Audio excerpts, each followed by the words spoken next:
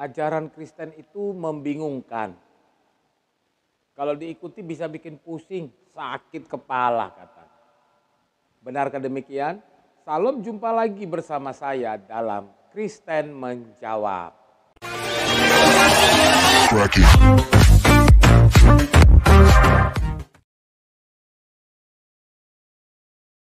Dan untuk perkembangan channel ini, jangan lupa subscribe, komen, like, dan share.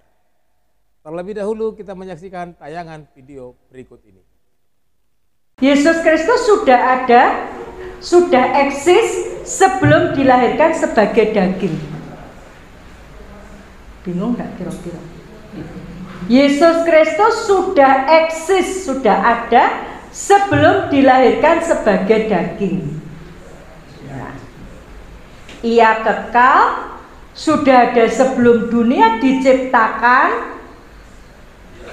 Ya, saya ulangi lagi, ia kekal, sudah ada sebelum dunia diciptakan, dan ia tetap terus ada. Ya. Ia adalah salah satu dari pribadi Tuhan Trinitas yang menciptakan dunia ini. Kira-kira bingung enggak? Umet. Ya. Sebelum saya lanjut, ya. Jadi kalau baca buku Kristen, baca bukunya orang Kristen, itu siap paramek. Ya, siap paramek ya Pak Edi ya.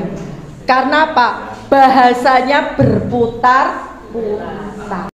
Wanita ini mengatakan bahwa ajaran Kristen itu muter-muter bulat, bikin pusing. Bahkan kalau diikutin bisa bikin sakit kepala dan harus minum obat sakit kepala. Apa sih yang membuat Anda itu kemudian menjadi pusing dengan ajaran kekristenan itu? Memang kalau kita mempelajari ajaran orang lain itu adalah sesuatu yang asing bagi kita.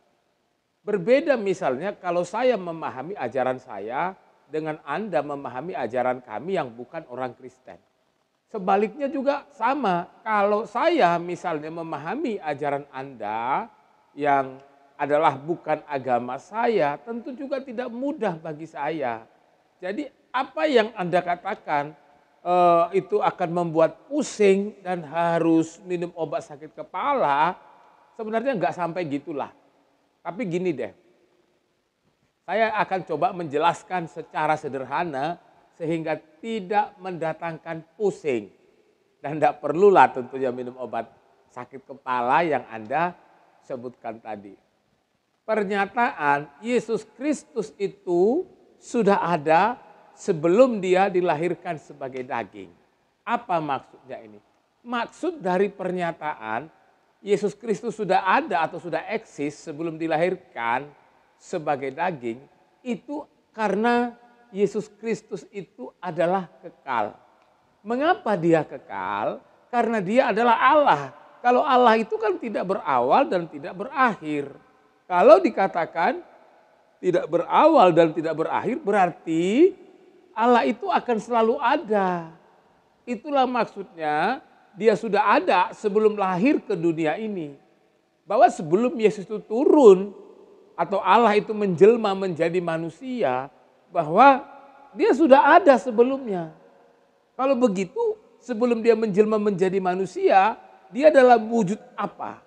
Ya wujud Allah. Wujud Allah itu apa? Roh. Lalu kemudian orang bertanya, kalau begitu pada saat Allah, dia menjelma menjadi manusia. Apakah kemudian, atau siapa yang kemudian yang mendiami tempat Allah sebelumnya? Atau apakah Allah itu kemudian tidak ada lagi di sorga? Itu intinya. Tidak.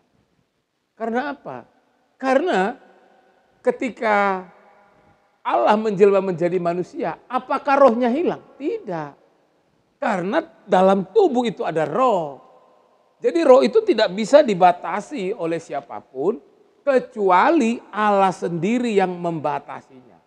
Jadi inilah yang dikatakan dengan kekekalan itu tadi.